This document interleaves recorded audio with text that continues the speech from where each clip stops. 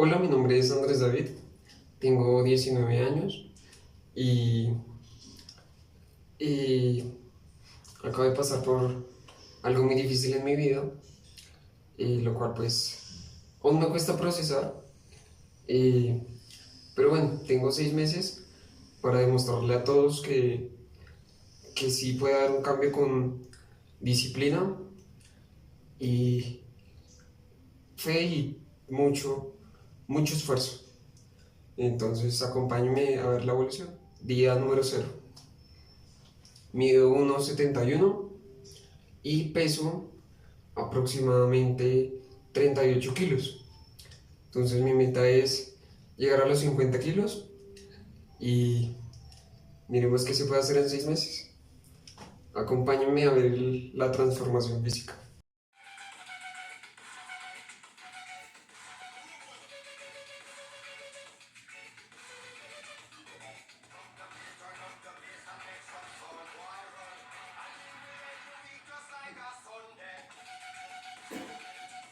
Su nombre, Andrés David Rocha Sánchez, pero no le gustaba mucho llevar el apellido de su papá, porque él no fue una compañía en la vida de él.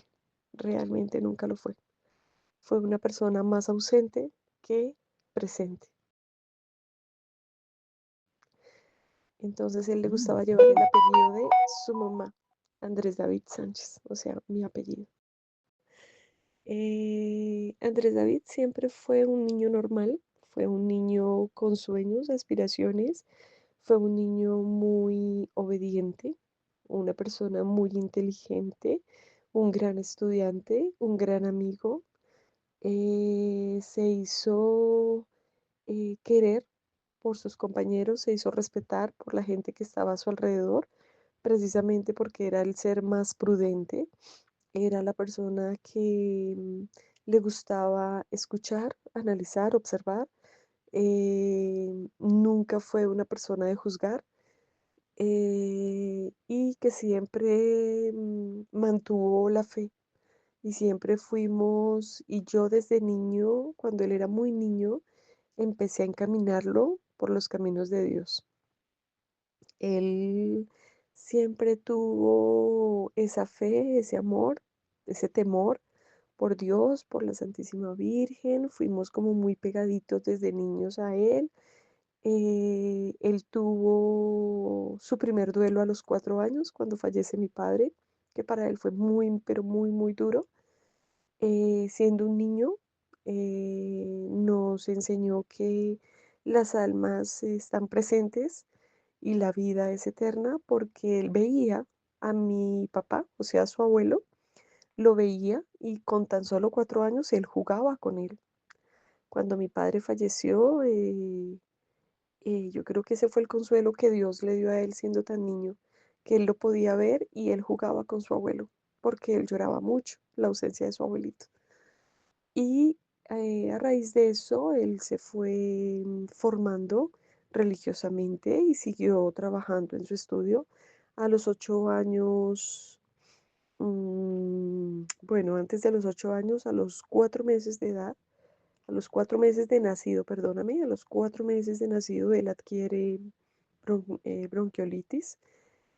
Por primera vez entra a la unidad de cuidados intensivos a los 4 meses. Con el favor de Dios lo superamos y nuevamente a los 2 años vuelve y tiene un episodio de bronconeumonía. Él es hospitalizado nuevamente, pero no en cuidados intensivos, sino es hospitalizado. Salimos de este episodio. A los 4 años llega el duelo de mi padre, que es algo muy duro para él. Y a los 5 años se le detecta a él una hernia umbilical y me dicen que él tiene que entrar a quirófano. A los 6 años entra a quirófano, se prepara. Nos preparamos por casi muchos meses para entrar a quirófano por una hernia umbilical. Sale muy bien, gracias a Dios, de esa cirugía. Y a los meses vuelve la bronconeumonía. De ahí en adelante, a los 8 años, se le detecta a él, por medio de una tos, se le detecta asma, un asma natural, un asma de grado 1, que es tratable, y empieza pues obviamente a cambiar todo en la vida de él, porque ya empiezo a protegerlo más. La ciudad donde él reside, él nace en Bogotá, vive en Bogotá, Colombia. Y obviamente aquí tenemos todos los climas, no tenemos las 4 estaciones, sino las llevamos en el día, las 4 estaciones. Aquí hace mucho sol, llueve mucho, mucho viento, mucho aire, en fin, aquí hay 4 estaciones en un día. El clima es muy variado, por consiguiente, la altura de Bogotá es bastante peligrosa para una persona asmática.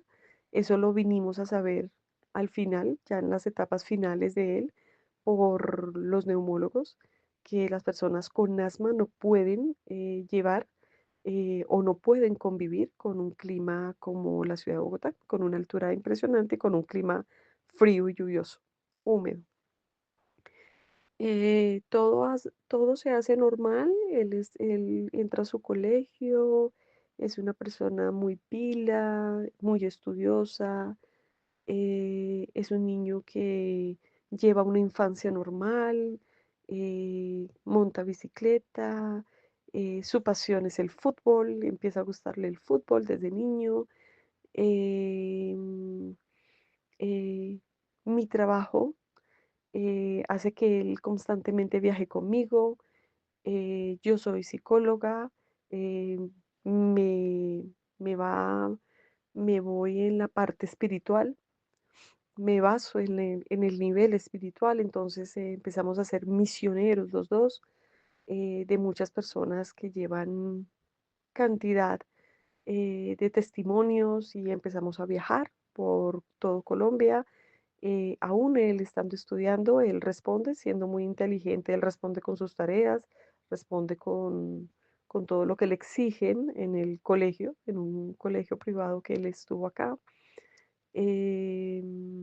Siempre fue un niño que amó el estudio, amó la lectura, amaba leer libros, aprender, amaba aprender. Él era muy pilo, le gustaba mucho el estudio como tal. Y con los años,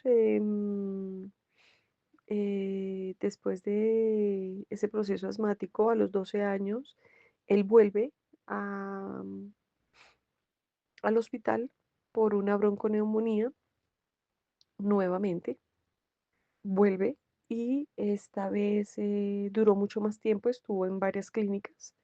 La última clínica es de,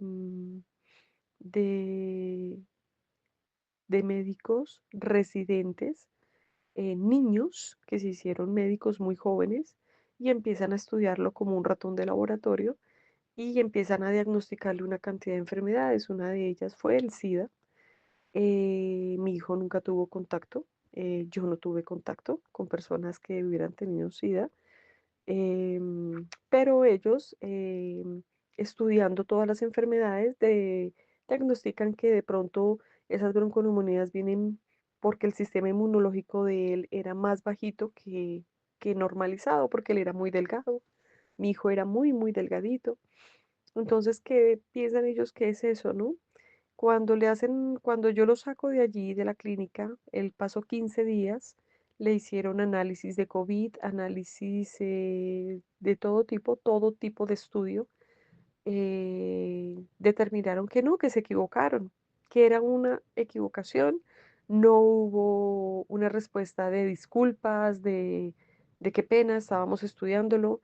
En fin, o sea, las equivocaciones médicas se hicieron ver desde que él era un niño, prácticamente, porque practicaban con él. Él estuvo en la Fundación Neumológica, tuvo varias citas en la Fundación Neumológica aquí en la ciudad de Bogotá y le trataron el asma normal, pero nunca determinaron que él no tenía por qué estar viviendo acá y que había un peligro eminente si él seguía en la ciudad de Bogotá. A los 15 años, él sufre un choque en el colegio en donde están haciendo unas prácticas de ejercicio y un niño se lo lleva a él por delante. Mi hijo, la contextura de mi hijo era, pues, a medida que crecía era más delgada y obviamente él era muy prudente en muchas cosas, pero cuando hacen las prácticas de ejercicio, en la clase de educación física, unos chicos más grandes, mi hijo era más pequeño, mi hijo era de una estatura pequeña, o no pequeña, normal, él tenía 12, 15 años, pero no era grande, no era grande. No, no era como otros muchachos que son impresionantemente ya altos, aquí con 15 años son altos, no, él era un bajito de estatura eh, fue una persona normal, con un peso normal, con todo lo normal de un niño, pero y tenía sus citas normales y todo aparentemente era normal. Hasta que cuando cumplió los 15 años, como te digo, este compañero de colegio se lo llevó por delante en una carrera sin darse cuenta, no lo vio y se lo llevó y le partió el cúbito y el radio de la mano izquierda de él. Mi hijo fue una persona siempre tranquila, siempre tuvo esa fe, tranquilo, no era de dramas, no era de llorar, no era de gritar, no era nada. O sea, aquí era yo la que sufría. Realmente siempre yo era la que estaba quebrada. Mi corazón siempre fue más quebrado. El de él no, él era el fuerte, él era el que me calmaba, él era el que me decía, tranquila mami, no te preocupes, o tranquila princesa, porque siempre me hablaba de una manera bellísima. Teníamos una relación bellísima. Yo creo que la mayor relación o la mejor relación entre una mamá y un hijo era la de nosotros dos. Él me trataba con una ternura, con un amor, con un respeto impresionante. Siempre me calmaba, siempre me decía, no te preocupes. Yo vi que el hueso de él salió del brazo, él no se dio cuenta ni siquiera de eso, yo lo vi, pero yo estaba obviamente en shock cuando yo vi este episodio en la mano izquierda de él, pero él llegamos a la clínica, lo trataron, dijeron esto es cirugía, él tenía una póliza estudiantil, los doctores dijeron no sabemos, esta cirugía vale casi 28 o 29 millones de pesos, vamos a ver si la póliza lo cubre, yo estaba con ese pánico. El cuerpo cuando está caliente no tiene dolor, pero cuando se enfría pues comienza el dolor y más cuando hay una fractura o algo similar a los huesos, como, como si se, o sea, cuando se rompe un hueso, cuando se fractura un hueso y el cuerpo está frío, empieza a doler, es un dolor terrible. Pero él me miraba y me decía, tranquila, mami, hay dolor, ya comenzó el dolor, pero tranquila, yo soy fuerte, siempre me lo repetía. Yo soy fuerte, dice, vamos a salir, hemos estado juntos en peores situaciones, no te preocupes, vamos a salir juntos de esto. Y así fue, tal cual él fue operado. Al salir de cirugía no me conocía por la anestesia, entré en pánico y ya después él actuó normal, ya me dijo tranquila, mi amor, ya estamos aquí, voy a estar bien. No hablaba mucho, pero se le veía el dolor, se reflejaba dolor en su rostro, pero él siempre con una fortaleza impresionante y con una sonrisa me decía te amo. Desde niño, todos los días me decía te amo, te amo, te amo. Ese era nuestro alimento, esa era nuestra vitamina diaria que nos ayudaba en los peores momentos, en los más difíciles de nuestra vida y en los mejores momentos, el te amo. ¿M? Entonces él me decía, te amo, tranquila, no te preocupes, vamos a estar bien, no te preocupes, voy a salir de esto. Tuvo 6, después de la cirugía, fueron 6 meses de fisioterapia, en donde me tocaba llevarlo, me tocaba, porque a él le pusieron obviamente dos laminitas, le pusieron dos cositas en el brazo para que encajara de nuevo el hueso al, al tubito. No me acuerdo bien cómo era, pero él tuvo eh, no platino, no le pusieron platino, pero sí le pusieron dos láminas ahí en su bracito que lo ayudaron a fortalecer el hueso y milagrosamente cuando le fueron a quitar esas laminitas, le fueron a quitar estos aparaticos que le habían puesto en el brazo, el médico me dijo, los huesos de él hasta ahora empezaron a fortalecerse y tu hijo quedó biónicamente súper bien de los huesos. O sea, es como si los huesos volvieran a volver a yacerse, o sea, volver a nacer, volver a formarse en las manos de él. Entonces, fue un milagro realmente que su brazo quedara como si nunca hubiera pasado un episodio de rompimiento de hueso, porque no fue fractura, sino fue rompimiento como tal de hueso. Este episodio duró mucho tiempo, él lo sufrió porque ya no podía estar mucho tiempo en el colegio, él era amante del estudio, amante de estar en el colegio, amante de estudiar, de sus clases, bueno, de todo lo que le hacían, preparaban, los eventos del colegio, él era muy amante de estar ahí todo el tiempo, ¿no? No le gustaba estar en casa, le gustaba estar como muy activo. Entonces fue muy duro el proceso en casa, pero él estudiaba en casa, estaba en casa juicioso, siempre fue un niño muy juicioso y muy dedicado en su estudio, se adelantaba. Los profesores, las directivas del colegio se sorprendían porque decían que él no necesitaba realmente estar ahí para ser un estudiante estrella, un estudiante con con una inteligencia impresionante porque superaba a los estudiantes que estaban normalmente todos los días estudiando y que no daban de pronto el puntaje o no daban de pronto la capacidad que él, ausente, lo daba. ¿M? Entonces era muy buen estudiante, siempre recibió pues es como ese mérito, ¿no? De ser un gran estudiante y ser una persona muy pila y podía dar lo que fuera en donde estuviera. Vuelve a los meses, ya cumpliendo año y medio, vuelve ya normal al colegio. Sigue trabajando el fútbol, tuvimos la oportunidad de viajar mucho tiempo. eh, Llegó ya el final de su estudio, él cumplió a los 16 años, ya él ya cumplía, a los 15 fue cuando la fractura y en los 16 ya se hizo bachiller, terminó la secundaria aquí, la preparatoria que le dicen ustedes allá, terminó eh, como tal la secundaria, se graduó de bachiller y fue maravilloso. Fue el niño más pequeño de todo el grupo de estudiantes, de de ese grupo tan hermoso que Dios permitió que él conociera y que lo quisieron muchísimo a él. Eh, A los 17 años, bueno, él termina su estudio, nos vamos para Cartagena, que era un regalo que teníamos pendiente con él. Fue el último viaje que tuvimos con él, en donde estuvo feliz, en donde estuvo agradecido completamente con Dios. Era algo que él quería, que él anhelaba y Dios no lo permitió. A los dos siempre estábamos juntos, siempre andábamos juntos. Era una persona muy llena de fe y de una creencia impresionante hacia Dios.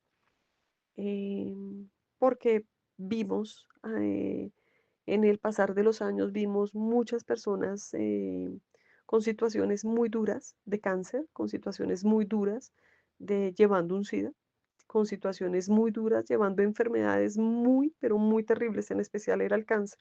Yo creo que esa palabra le, le genera pánico a todas las personas. Pero en fin, gracias a Dios nunca pasó, nunca se dio. A los 18 años empieza él a sentir fríos, empieza a enfriarse su cuerpo. Andaba como con presión bajita. Yo soy una persona también que lleva presión baja. Él siguió con sus controles médicos. Nunca se diagnosticó una FQ, jamás se diagnosticó. Eh, mm, Ellos veían las manos de mi hijo, yo a los 18 y me decían que él tenía que ser revisado por un neumólogo, que porque ellos veían algo diferente en las manos de él y nosotros pues no, porque las manos de él eran pues muy parecidas a las de mi papá. y no veíamos eso.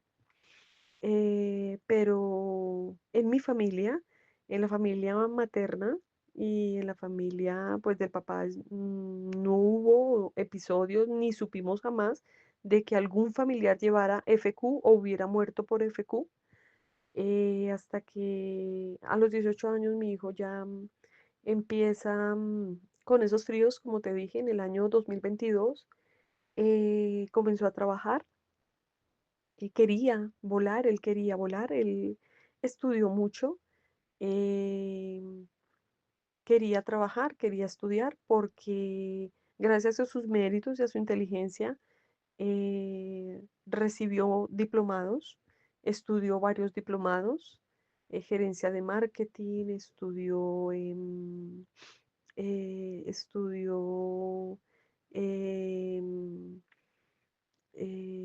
bueno, en este momento estoy bloqueada. Gerencia de marketing, em, y estudió dos diplomados más que te los voy a dar a conocer cuando me pasen los nervios, porque tengo muchos nervios. Tengo el corazón apretado en este momento. Mi hijo estudió idiomas, sabía hablar italiano, que era el, el- el idioma que más amaba, el italiano, inglés, francés y latín, el latín. Desde niño, desde los 4 años, él empieza a hablar latín por bendición de la Virgen. La gente se sorprendía porque él hablaba latín, oraba en latín y era algo que salía fluido de él. Yo nunca le di clases, yo nunca le di nada, sino que cuando él hacía el Santo Rosario y a la Santísima Virgen, él hablaba en latín y era fluido, era perfecto. Era un niño muy, pero muy compasivo, era un niño muy amoroso, compasivo, no hablaba con nadie y no confiaba en las personas porque él decía que las personas llevaban una maldad, siempre. Me cuidaba mucho a mí de eso, de las personas que me llegaban a mi vida. Entonces él cuidaba y me decía, tal persona no me gusta por tal cosa y Dios es muy grande y te mostrará que esa persona no es de confiar. Efectivamente, cada palabra de él era profética, todo lo que salía de su boca era una profecía, se cumplía tal cual. Nunca se equivocó con las personas, nunca se equivocó en los episodios, nunca se equivocó con nadie, no juzgaba, pero sí tenía como ese don de ver como la maldad más allá de lo que uno normalmente acostumbra a ver en una persona. Tenía muchas amigas que le hablaban, le escribían, él siempre era como el doctor del corazón, porque todas tenían novios, entonces llegaban a mi hijo y le decían, mira, me pasó esto, me pasó aquello. Mi hijo siempre las aconsejaba, siempre les decía, mira, esto es así, esto no es así. Una mujer tiene que darse a amar, no por su cuerpo, sino por, por su esencia, de ser mujer, de ser inteligente, bueno, en fin, él las llenaba de elogios, él pensaba y él veía que no era necesario que las mujeres, para darse a conocer, tuvieran que mostrar el cuerpo. Él no era amigo de eso, él era amigo más bien de la prudencia, muchísimo de la prudencia. Por eso lo amaban las mujeres, las niñas de la edad de él, ¿no? 18, 20 años, hasta amigas mías que llegaban y le pedían consejos a él. Andrés, nos pasó esto, nos pasó aquello. Y él, si él veía la oportunidad de opinar, lo hacía, si no, no. Por lo general era muy prudente.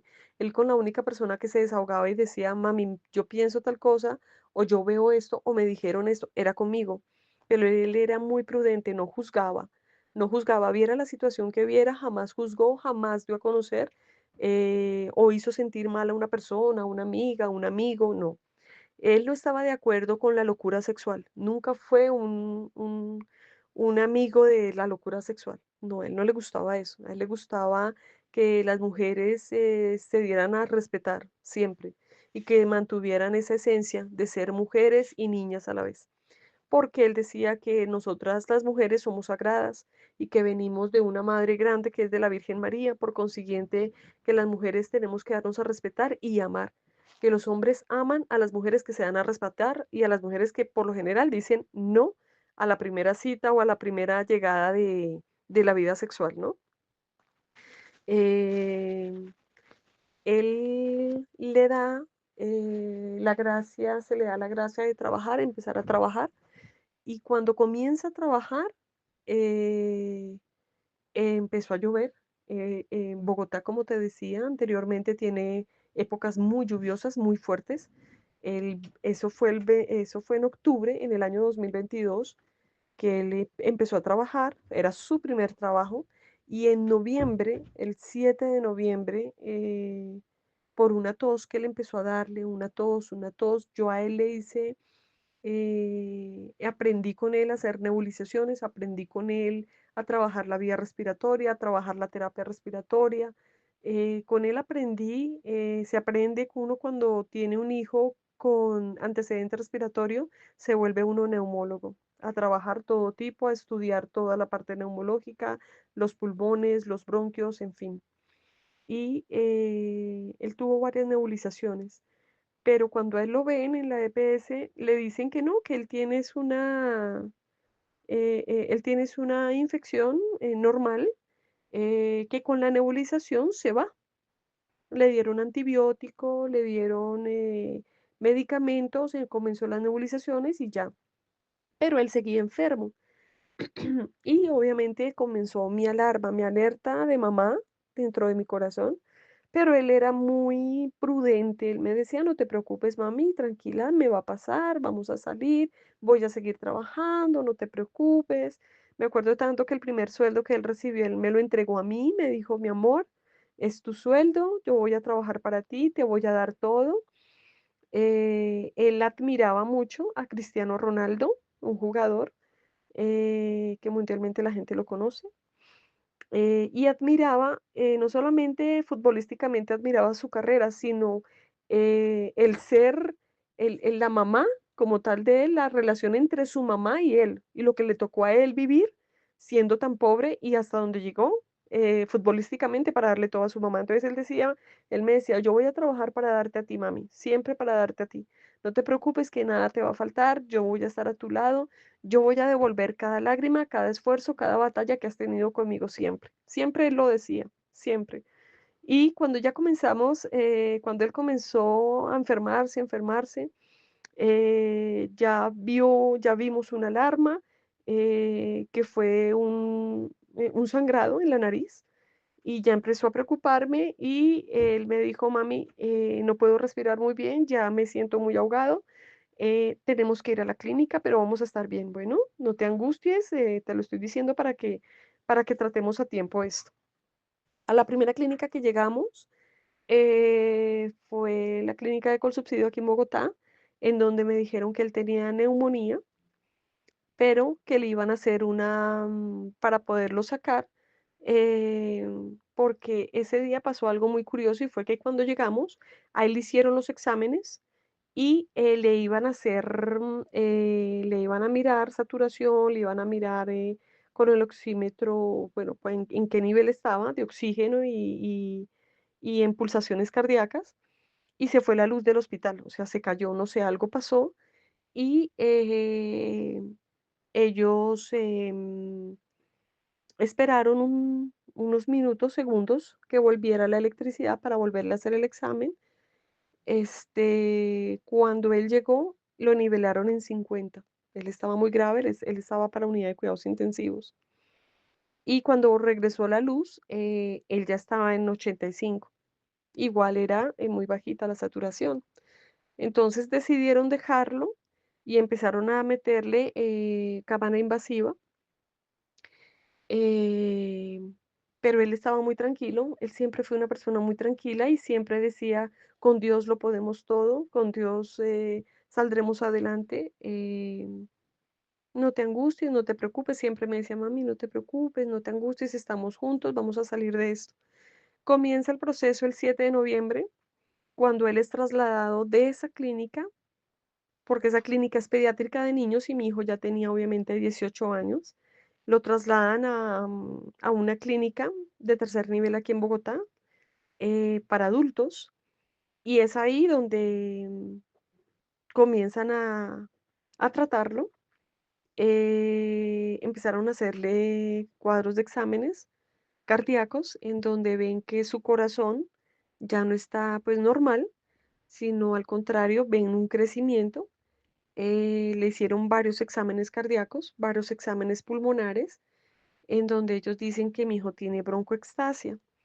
Nunca lo trató un neumólogo, él no fue tratado en esa clínica por neumólogos, fueron estudiantes. Volvemos a la vieja escuela, fueron estudiantes. Y no sé, ellos a través de una tablet, no sé con quién hablaban, y empezaron a darle mucho antibiótico y al parecer todos estos antibióticos genera esa broncoextasia, o sea, le dañaron, uno de esos antibióticos entró mal a los pulmones de él y le generó eso que ellos llaman broncoextasia.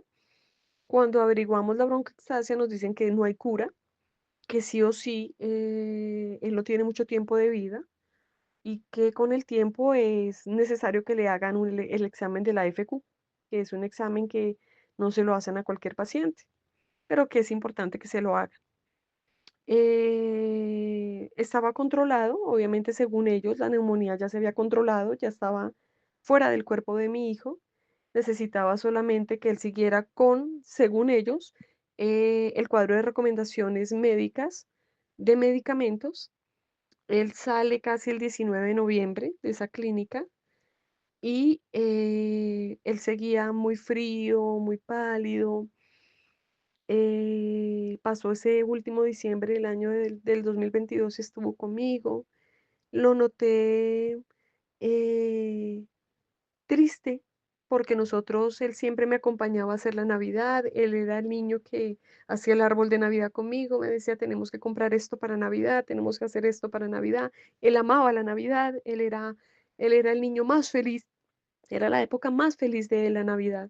Y los cumpleaños de él y míos eran las tres épocas más felices para él.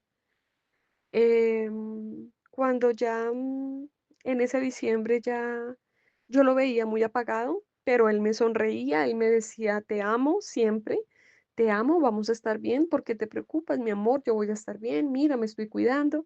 Le dijeron que él salió con oxígeno, obviamente con una bala de oxígeno. Le dieron un concentrador de oxígeno, ese que se conecta, y con el tiempo él empezó a empeorar. Da la casualidad que sobre marzo del 2023 él regresa a la clínica por un hongo, empiezan a hacerle nuevos estudios y determinan que el concentrador le generaba hongos a él. Y empezamos a hacer otros estudios y nos dieron a ver que obviamente los concentradores para una persona con un nivel respiratorio tan delicado como el de mi hijo, no podía utilizar concentrador, porque los concentradores tienen un nivel muy bajo, 1,5% de oxígeno y el resto es agua. O sea, lo que va a hacer en una persona con un problema respiratorio es contaminarla y matarla con el tiempo. O sea, eh, llevarla todo el tiempo por hongo o o por una infección más delicada respiratoriamente. O sea, le va a contaminar el pulmón, le va a contaminar el bronquio y va a hacer que se acabe o se muera la vida respiratoria de esa persona. Eh, a él le empiezan a detectar virus, eh, nombres de varios virus. Existían hongos y existe otra cosita así, no me acuerdo cómo se llama, pero empiezan a tratarlo y mi hijo sale de la clínica después de esos estudios. Él, después de esos estudios, mi hijo entró a la Colina, a la clínica Colina, sale de ahí.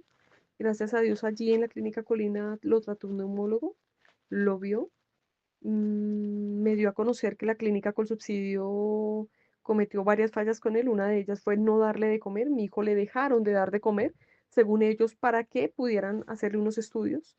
Y eso hizo que la enfermedad respiratoria de él aumentara. y su corazón se enfermara más. Em, en esa época, el neumólogo que le tocó a él miró cómo poder solucionar las fallas de la clínica anterior, porque él no fue tratado por neumólogo, realmente él no lo trató un neumólogo. En la clínica Colina sí lo trata el neumólogo, él estuvo en la unidad de cuidados intensivos, estuvo mucho tiempo allí, pasamos prácticamente un mes, mes y medio, y lo enviaron a la casa con mucho medicamento, con una bala. Él pidió inmediatamente que se hiciera un estudio de la FQ. Ya empezaron a hacerle el estudio. En ese tiempo le hicieron ya el examen de FQ, esperando. Le hicieron unos estudios que se enviaron a Estados Unidos. Eh, Mi hijo empieza a sufrir muchas falencias allí, muchas falencias.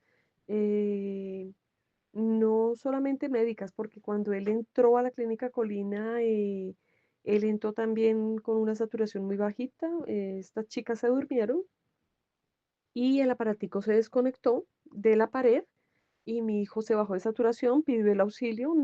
Llegaron tarde, casi mi hijo casi se muere ahí, porque ellas estaban durmiendo. Eso fue en la noche, en noche madrugada. No me dejaron quedar con él. Y sin embargo, así muriéndose, él era muy optimista, era increíble, o sea, el optimismo de él, la fe de él. Yo también tenía fe, él era mi fuerza en ese momento, era yo la que le tenía que dar la fuerza a él y era al revés, él me la daba a mí, él me la daba a mí. Bacteria u hongo, que es una infección viral que le da a cualquier persona que preside de tos, preside de debilidad respiratoria y empieza un proceso allí a mirar si es una bronconeumonía o una neumonía como tal. Lo que no sabíamos era que la neumonía tiene grados, etapas, como la bronconeumonía, como la bronquiolitis, como el EPOC y como la fibrosis quística y en fin, cantidad de enfermedades respiratorias que hay, muchas, millones, la fibrosis pulmonar, que es diferente a la quística, en fin, muchas. Entonces, cuando él le hacen los exámenes, él estuvo un mes y medio y le hicieron el examen de fibrosis, nos cuentan que esto es generativo, esto es hereditario y ahí con fe, él me dice con fe y con esa certeza, mi amor, no puedo tener fibrosis quística porque eh, ni en tu familia ni en la familia de mi papá, hasta donde yo sé, no ha existido esa enfermedad. Mi padre murió de cáncer, por consiguiente no, o sea, no hay por dónde mirar que se generara esta enfermedad. Em, Siempre él tuvo la fe, la fuerza, la fortaleza, la tranquilidad y la paz de que todo iba a salir bien, siempre. Él estuvo en la unidad de cuidados intensivos, él estuvo tratando allí, comenzamos a hacer un tratamiento. Miramos muchas negligencias desde el día en que él entró, en la primera noche que él estuvo, estas chicas se fueron a dormir, que tuvieron turno de noche madrugada, se desconectó el aparatico del respirador, mi hijo llegó casi a 50 pidiendo auxilio, no me dejaron quedar y bueno, yo estuve con una videollamada validando el tema, puse la queja al siguiente día y no pasó nada, él estuvo en cuidados intensivos mucho tiempo, estuvo vigilado en cuidados intensivos. Empezaron allí estudios, empezaron allí a tratar que él ya necesitaba oxígeno frío en la casa, porque obviamente se dieron cuenta que el concentrador traía bacteria u hongo y eso a la larga a la persona le quita la vida. No se la extiende ni eh, le, le repara, digámoslo así, el daño que hace pulmonarmente. Entonces le empiezan a formular estudios que se enviaban a Estados Unidos. No sé si los enviaron porque los resultados me los daban, pero no me decían si lo enviamos, no lo enviamos, pero ellos hicieron muchos estudios pulmonares con mi hijo y cardíacos. Em, siempre fue batallando en la unidad de cuidados intensivos y en el tiempo, porque estuvimos como un mes, pasamos del mes allí, día y noche juntos. Por orden del neumólogo, él me permitió quedarme ahí con mi hijo. Yo me quedaba ahí con mi hijo día, noche. Yo no me separaba de su cama. Yo era su fuerza, él me decía, y él le decía a los neumólogos, ella es mi fuerza, ella es mi fortaleza, es el aire que me da vida, decía él. El amor de nosotros era insondable, era como un océano, como los océanos del mundo, del globo terráqueo. Em, Después de ese tiempo o en ese tiempo, vimos fallas en las terapias respiratorias que le hacían a él, porque habían personas que le hacían las terapias y por decir, él ganaba de saturación, llegaba hasta 90, 91, 92 y el ejercicio lo bajaba a 80. Entonces, ellos se dieron cuenta porque yo no sabía, realmente uno no llega a enterarse sino con el tiempo. Yo no sabía que esto era contraproducente para él, que le quitaran toda la saturación porque él volvía a la UCI. Entonces, empezaron a darse cuenta que ya otra vez en la UCI se dieron cuenta que lo que él había vivido en la clínica con subsidio había estado mal, a él le quitaron la comida. El neumólogo decía que no se podía quitar la comida en un paciente respiratorio, al contrario, así fuera por estudios, el paciente tenía que comer, a mi hijo se la quitaron por 3 días. Y eso fue un antecedente para que mi hijo bajara más de peso, se bajó mucho de peso. El frío persistía en sus manos, en sus pies, en su cuerpo, pero él andaba tranquilo, en paz, él andaba con una fe incalculablemente grande, o sea, él siempre era con una fe grande y sus ojos lloraban, se llenaban de lágrimas, pero él me decía, mi amor, estamos juntos, porque yo salía, lloraba siempre que yo llegaba a la clínica con subsidio, me decían, él se va a morir, él se va a morir, él se va a morir, todos los días. Y eso es un envenenamiento espiritual para una persona. No pueden envenenar, los médicos, enfermeros no pueden hacer eso, enfermar a una persona espiritualmente, porque el paciente se empeora y la persona que está al lado, pues obviamente también empeora. Entonces no se vuelve la fuerza de esa persona allí. Y todos los días le decían esto a mi hijo hasta que me tocó parar el tema y con el dolor de mi alma, pues me tocó hacer un llamado de atención al cardiólogo, que era el que le decía a mi hijo todos los días cuando él iba y le hacía su visita, usted igual se va a morir. Y usted igual se va a morir, le repetía a mi hijo. Entonces mi hijo llegó a estar deprimido, llegó a tener mucha depresión, aunque su fe se sostenía y con sus lágrimas me decía, vamos a salir adelante, mi amor, no, no voy a morir. Y no voy a morir por el amor que te tengo a ti. Siempre me lo repetía, por el amor que te tengo a ti, no voy a morir. Impresionante la fortaleza que Dios le dio a él, impresionante cuando le tocó vivir momento a momento, segundo a segundo, nos tocó vivir esto. Él, después de esos estudios, regresa a la casa. No le dan el stroller porque el médico que hace, él recomienda. Yo hago la solicitud con autorizaciones, con todo el protocolo médico, pero no llega a la casa. Me toca estar ahí, haciéndole seguimiento para que llegue a la casa, pero no llega.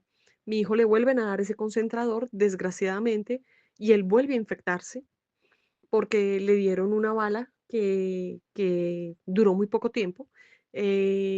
Los contratistas de oxígeno también eran muy lentos con el tema para que llegaran y él tenía que utilizar nuevamente el concentrador y esto le genera otra vez una bacteria pulmonar.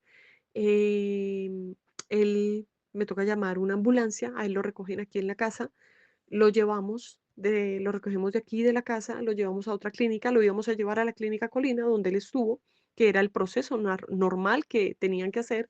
No, ellos deciden, los de la ambulancia, que lo van a llevar a la primera clínica que ellos vean.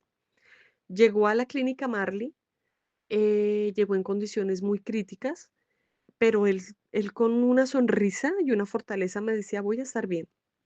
Impresionante. Yo veía muy mal a mi hijo, él me decía, mami, yo no veo un proceso, no veo aquí resultados, llévame a la clínica Colina, sácame de aquí para que me den el alta y me llevas a la clínica Colina. Él siempre confiaba en la clínica Colina porque allá le fue muy bien con el proceso de respiratorio. Entonces, la doctora al día siguiente me dice, él no puede ser trasladado, donde tú lo saques así, él se muere en el camino. Él está muy delicado y él necesita UCI. unidad de cuidados intensivos. Vuelve a la UCI. Allí me dejan quedar por momentos, por horas, ya no me dejaban quedar como todos los días, cada noche, día y noche. Le ponen el respirador, le ponen la invasiva. Cuando le pusieron la invasiva ya se deterioró mucho, le quitaron otra vez la comida, no le dieron comida en la Marley. Yo puse eso de antelación, les dije lo que el neumólogo me había dicho, pero ellos les entró por un oído, les salió por otro, empezaron ya como que sí, como que el neumólogo ya cuando llegó el neumólogo autorizó otra vez la comida de él. Hubo un momento en que él flaqueó, solamente fue ese instante en todos los 11 meses, duró 11 meses la batalla de él, nuestra batalla, nuestra lucha duró 11 meses, en donde él dice, mami, yo no me siento bien para seguir, me estoy dando por vencido. Entonces ahí entró esa alarma de mamá, mis lágrimas, mi dolor, mi amor, todo se unió y fue cuando yo le dije a él, mi amor, tienes que seguir luchando por los dos, porque yo sin ti no podría vivir. Entonces él reacciona y me dice, sí, mi amor, tienes toda la razón, vamos a seguir adelante. Aquí no ha pasado nada. Siguió con el respirador, ellos se sorprendían porque la invasiva, por lo general, a otros pacientes tienen que anestesiarlos para que no se ahoguen con el aire, con la potencia de aire que envían en ese momento. Él tuvo cánula de flujo, de alto flujo, mucho tiempo también. Después de la invasiva le pusieron la de alto flujo y bueno, él muy fuerte, muy fuerte. Él estuvo en la Marley, se superó, ¿cómo te explico? La sacó del estadio, digámoslo así, aquí lo decimos así, lo superamos de una manera muy bonita en la Marley, o el neumólogo le dijo, mira, tu proceso no es fácil. Aquí dice que la clínica colina que tú tuviste fibrosis quística, sí se determina que hay fibrosis quística, eh, pero lo que nos llega como duda a la cabeza es, ¿por qué tienes fibrosis quística si tu cuerpo no era para fibrosis quística? Dice él. O sea, esto es generativo, hereditario. Y tu antecedente clínico nunca mostró fibrosis quística. O sea, tu cuerpo nunca lo tuvo. Lo vino a tener ahorita. O sea, esa fue la sorpresa de nosotros, que la fibrosis quística, la Fundación Neumológica y todos los médicos y todo lo que le hicieron a él de niño, nunca, nunca el cuerpo determinó que tuviera fibrosis quística hasta que lo trataron en la clínica Colina y la Marley confirma que él sí tuvo fibrosis quística, o sea, que él la tenía, pero que ellos no entendían por qué Andrés tenía fibrosis quística, si no, el cuerpo de él nunca o sea, nunca determinó que él tuviera esa alerta letal en su cuerpo. ¿M? Se supone que la fibrosis quística es hereditaria, ¿m? Y se detecta cuando ellos nacen o cuando el niño ya está en sus primeras etapas, en sus primeros años de vida, en fin. Neumológicamente, aquí nunca determinan en su infancia que él haya tenido fibrosis quística, nunca. O sea, para ellos fue una noticia que sorprendió para la clínica Marley, para el neumólogo de la clínica Marley, me dice él, el doctor Fernando, que fue la persona que lo trató, que a él le cuestiona por qué hasta ahora se detectó la fibrosis quística en el cuerpo de él, porque nunca mostró un antecedente clínico esa enfermedad en el cuerpo de él. O sea, ¿por qué vino a, a, mm, a mostrarse cuando él cumple 18 años y por qué no cuando él tenía 8 años, 9 años, 5 años? Porque esto es que la persona ya viene con eso, ¿no? Y vienen generaciones, papás, mamás, familiares con este tema. El hecho es que él decía que nada, hay que tratarlo. Él decía, no quiere decir que se acabe tu vida. No, la fibrosis quística es de tratarla, es de tratarla bien, darle el tratamiento adecuado para que tú tengas calidad de vida por muchos años más, le dijo él. Y así fue, mi hijo sale muy bien de la clínica Marley, llega a la casa y vuelve al respirador porque yo seguí con el seguimiento que el doctor Héctor Escalante de la Clínica Colina le había dado a él, el stroller, él le formuló un stroller de oxígeno frío a la casa, el portátil de oxígeno, en fin, le formuló muchas cosas a las cuales yo le hice seguimiento a la entidad promotora de salud de mi hijo en ese momento. No hubo resultados positivos. Volvieron y le dieron otra vez el concentrador de oxígeno con una balita de oxígeno y fueron días, horas, y él vuelve a la clínica Colina. Él regresa otra vez saturando muy bajito a la clínica Colina, casi 70, tenía de saturación y vuelve a la clínica Colina. Y igual, vuelve optimista, vuelve tranquilo, vuelve con ese carisma que lo determinaba él de que todo lo puede Dios. Para Dios no hay nada imposible, me decía él. Y es así, y lo vimos. Durante muchísimos años vimos los milagros que Dios hacía en personas con cáncer que las sanaba, en personas con enfermedades impresionantemente grandes y fuertes y letales, los sanaba. Era impresionante, nosotros teníamos una fe increíblemente grande. Él vuelve a la clínica Colina con esa fortaleza, entra a la unidad de cuidados intensivos. em, Sale a los días de la unidad de cuidados intensivos, vuelve a la habitación, empieza a hacerse tratamiento ya en una habitación y duramos como mes y medio, casi 2 meses allí, todos los días, obviamente yo con él, día y noche, habían a veces turnos que no me permitían quedarme, que era muy fuerte para él. Le hicieron el seguimiento, él comenzó con un dolor de cabeza, ese dolorcito de cabeza le duró unos días, pero se fue. Em, Él hacía sus terapias. Te voy a mandar videos de cómo se fortalecía él, la manera en la que se fortalecía en la clínica. Él hacía ejercicio. El ejercicio para él era disciplina, era esfuerzo, era, en fin, era superación. Y él no renunciaba ni al ejercicio, nunca estuvo acostado todo el día, ni en cama, nada. Él con todo lo que le hacían, él se paraba, se levantaba, una cosa, la otra. Nos dijeron que él necesitaba trasplante de pulmón.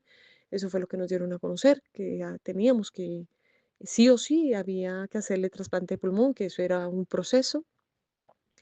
Que la cardioinfantil, la clínica cardioinfantil era en ese momento la opcional para él por, porque él era un beneficiario de un POS aquí, entonces no era prepagado. Prepagado quiere que decir que es un paciente VIP. Aquí él no era VIP, era un paciente normal y que tenía que esperar una lista de 5.000, no sé cuántas personas, miles de personas, para que le hicieran el trasplante de pulmón y que en este momento solamente le correspondía a la cardioinfantil llevar el caso de él. El doctor, el neumólogo, en ese momento él se va por unos días, llegan otras personas y empiezan a hacerle presión a él mentalmente para que él lo vea la cardioinfantil y se vaya, no por mejorarlo a él, sino porque sí o sí el valor de que mi hijo estuviera meses ahí era el mismo, no iba a cambiar. Y para él una cama, como mi hijo estaba, como mi hijo le tenían, era eh, un paciente que no les daba plata, digámoslo así, mi hijo no les generaba mucho dinero. Esta clínica genera un paciente que entra sin seguro millones de millones de millones. Es una clínica VIP, la clínica Colina. Entonces no les servía a ellos que mi hijo estuviera ahí mucho tiempo. Por eso empezaron a presionar que la cardio infantil, que la cardio infantil, que la cardio infantil. En fin, fue un proceso bastante doloroso y depresión tanto a él, para él o para mí. Cuando el doctor sale, el neumólogo sale de vacaciones, a mí la persona que llega me dice, no, ya no, mira que ya no necesitamos que te quedes. O sea, me quitaron del lado de mi hijo y eso hizo más presión para que mi hijo se deprimiera más, aunque él no mostraba la depresión, pero yo ya conocía a mi hijo, uno de mamá conoce a sus hijos. Y él llegaba, él me sonreía, él me decía, mami, quiero esto, tráeme esto, pero yo veía que sus ojos eran tristes, sus ojitos llenados de lágrimas. Sí, o sea, era fuerte, era duro, pero nunca me mostró ni me dijo, no, él solamente en la clínica Marley cuando estuvo, que lo asustó bastante el tema, por un momento llegó ese miedo y ya, lo superó. Pero él no se daba por vencido, él decía, la vida es para vivirla.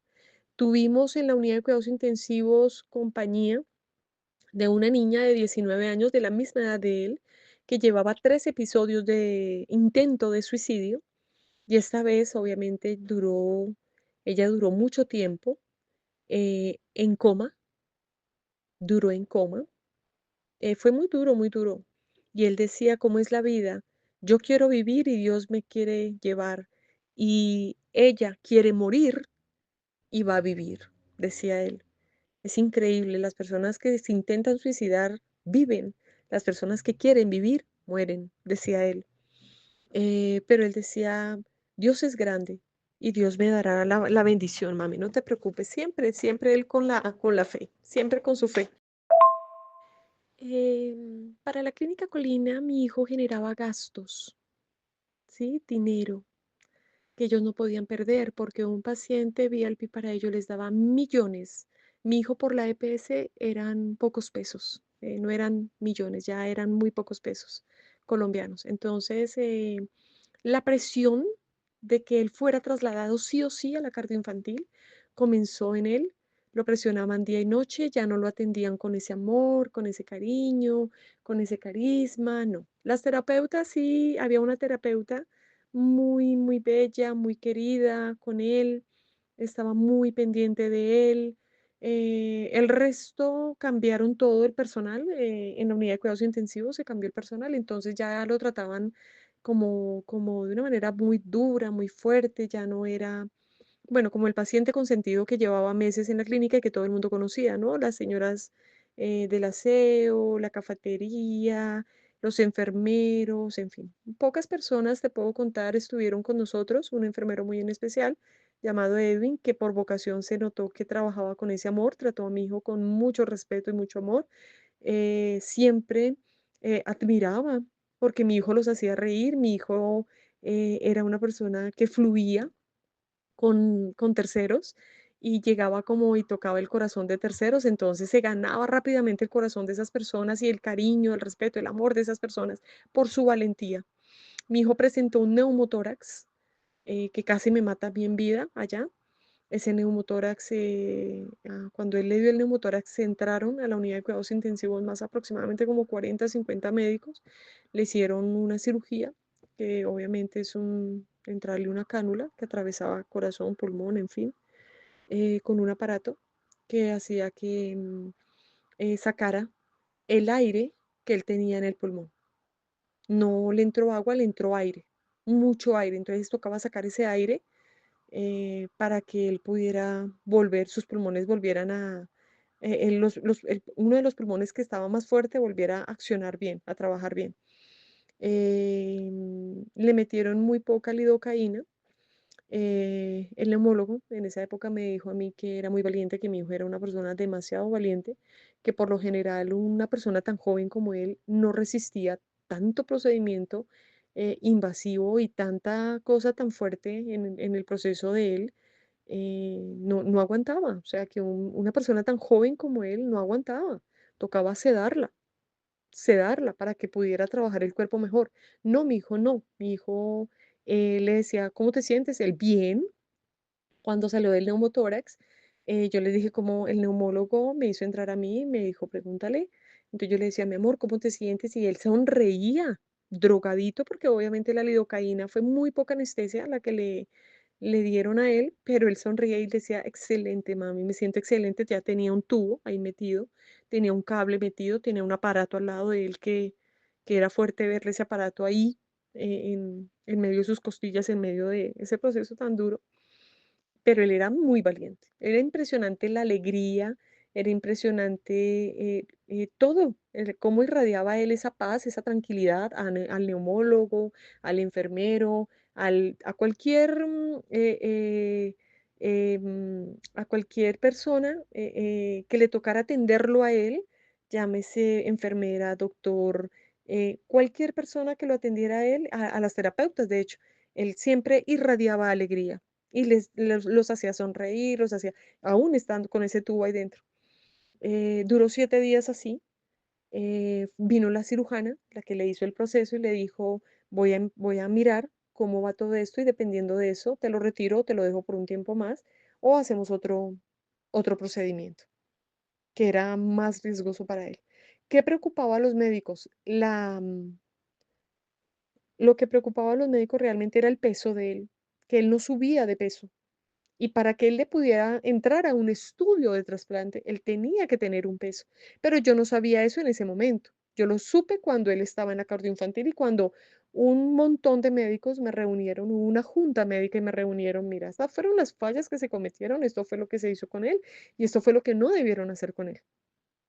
Entonces, él tenía que tener un peso adecuado para poder ser paciente estudio a un trasplante de pulmón.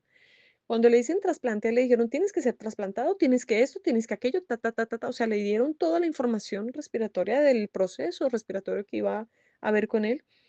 Y él preocupado, él me decía, bueno, una cirugía, un trasplante no es fácil, pero lo superaremos. Vamos a estar ahí juntos y nuestro amor vencerá. Él me decía, nuestro amor, el que tú estés conmigo, el que yo esté contigo, venceremos. Yo tengo que salir de acá. Y de aquí salimos para Italia. Él me decía que teníamos que ir a Italia sí o sí. Teníamos planes para ir a Italia. Mi hijo se ganó un intercambio en Grecia por ser un buen estudiante para estudiar lo que él más anhelaba. Él decía que eh, el cáncer en la cabeza el cáncer tenía cura. Él decía, el cáncer tiene cura y eso es mentira que no tiene cura.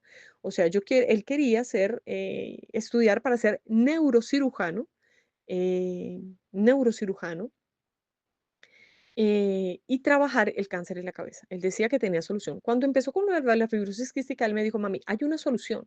La fibrosis quística, si se estudia bien, si se trabaja bien, con lo que debemos trabajarla bien, o sea, los médicos internacionalmente pueden encontrar la cura para el cáncer y para la fibrosis quística. Lo que pasa es que la Organización Mundial de la Salud no le conviene tener gente sana. Es un negocio como cualquiera en el mundo, tener gente enferma porque eso es una demanda para ellos, es dinero que entra a ellos. Él vio todo eso, él estudiaba todo eso, él me hablaba de todo eso. Entonces él decía, hay, hay una cura para la fibrosis quística y si no me la dan, yo la voy a encontrar. Mientras yo respire, la voy a encontrar. O sea, él siempre estudiaba, él siempre analizaba, él era una cosa, la otra, él miraba, bueno, esto sirve, me están haciendo este. Él siempre me decía, mira, me están dando esto, me están dando esto, me están dando esto. Esto está dañando por sí o sí mi cerebro, esto está haciendo esto por esto. O sea, él validaba cada medicamento, cada cosa que le daban a él, lo cuestionaba por eh, qué hacía de bien para su cuerpo, le mejoraba el pulmón, pero contrarrestaba, por decir, el oxígeno de su cerebro. Y todo así, o sea, él validaba todo, me hacía apuntar las cosas, me decía, mira, hay que trabajar esto, miremos esto. O sea, él estudiaba y él estaba convencido de la FQ, que no debían morir. Me decía, muchos jóvenes, mamis, en el mundo tienen esto y hay que encontrar sí o sí la solución. Necesitamos dinero para poder encontrar la solución. Esto aquí no, para ellos no es un negocio. Ellos no les conviene que la persona se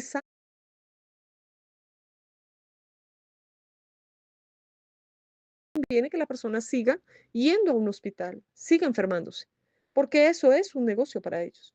Pero hay que encontrar, sí o sí, mejorarme, mami. Yo necesito calidad de vida y para eso necesito encontrar algo que nos dé la solución más rápida.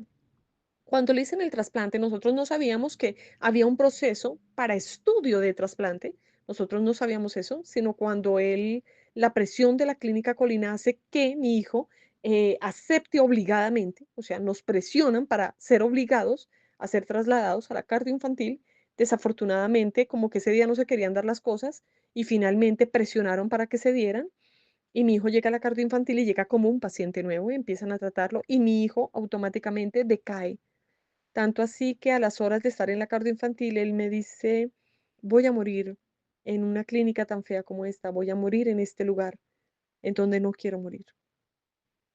Pero me lo dijo de la manera más tranquila, me lo dijo de una manera seria y que al mismo tiempo me alertó, me alarmó, pero yo decía, Dios existe, Dios tiene poder, Dios es salud y por sus santas llagas ha sanado a muchas personas en el mundo.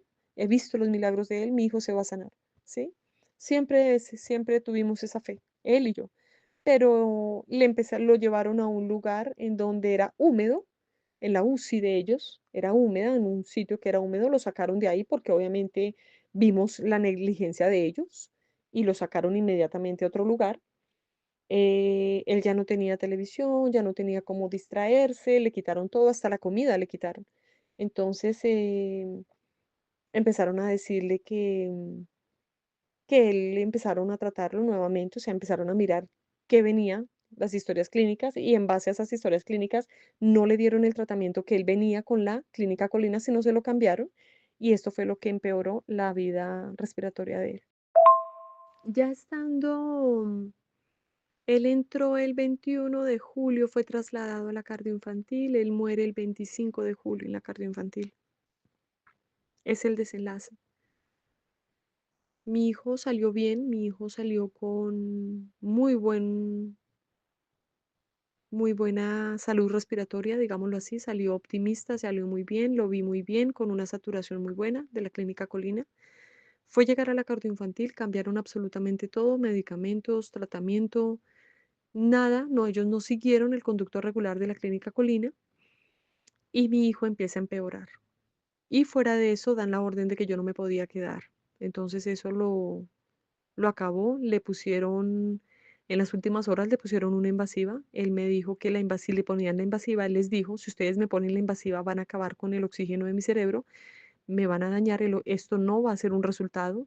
Por favor, sigan el tratamiento que llevábamos. Él les dio como tal la cánula de flujo, les dio el seguimiento a los medicamentos que él tenía, que él sabía que le habían dado, él les dio a conocer eso y les valió. Ellos no quisieron seguir instrucciones y cuando le pusieron la invasiva, la cámara invasiva, aún sin él estar de acuerdo, después de que se la pusieron, se dieron cuenta de que mi hijo tenía razón, de que se habían equivocado, médicamente se equivocaron y que medicamentos que le estaban dando lo estaban era acabando.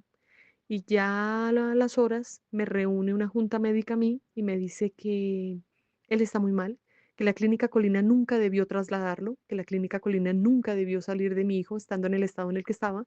O sea, se lavaron las manos y que ellos ya no podían hacer nada por él, que a mi hijo le quedaban simplemente horas para inducirlo a un coma, para que no sufriera, o esperar a que su corazón y su pulmón ya no respirara más porque su corazón ya estaba demasiado grande.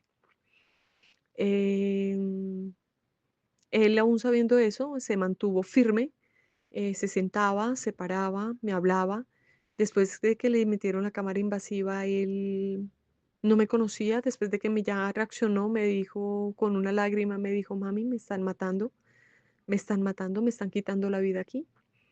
Em, Seguíamos rezando, orando, pidiéndole a Dios. La doctora fue muy cruel al decirle que él estaba prácticamente agonizando. Nos dijo a los dos que él no tenía posibilidades de vida. Y ahí es cuando Dios nos da la oportunidad de que llegue un confesor. A él lo confesaron, le dieron la última comunión eh, y se entrega en las manos de Dios. Y hablamos lo último, y cuando él me agradeció, diciéndome que yo era una gran mamá, que era el amor de su vida, y yo era el gran amor de su vida, que gracias por lo feliz que lo hice por 19 años, que desafortunadamente ningún médico en el mundo toma la vocación en serio, que es salvar una vida. y que ellos deberían tomar eso en cuenta, el sufrimiento de ellos, el sufrimiento de un familiar.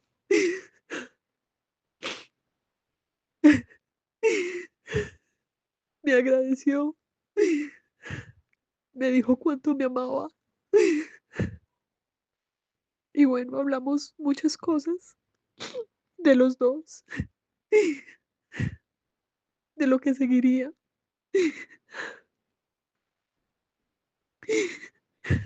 Y de ahí en adelante fueron horas en que su ya no se pudo levantar, ya no se pudo parar. Me dijo que no quería un coma inducido, que la decisión siempre la tomábamos juntos, siempre estábamos juntos. Y bueno, esperamos las horas sin ese coma inducido, viendo cómo se apagaba su vida y se apagaba la mía al mismo tiempo por negligencia médica. Fue muy duro, pero la muerte de él no queda en vano, sino él decía y estaba convencido igual que yo que la fibrosis quística como el cáncer tiene cura.